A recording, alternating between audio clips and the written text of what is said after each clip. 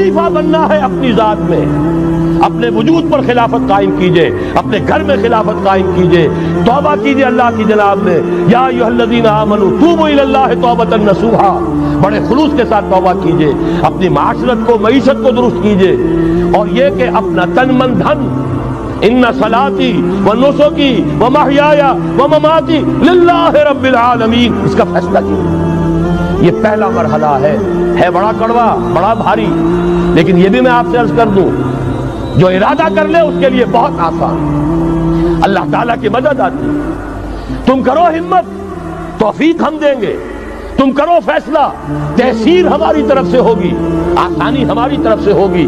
فَسَنُيَسِّرُهُ لِلْيُسْرَىٰ، آسانی کے لیے آسان کرتے چلے جائیں گے۔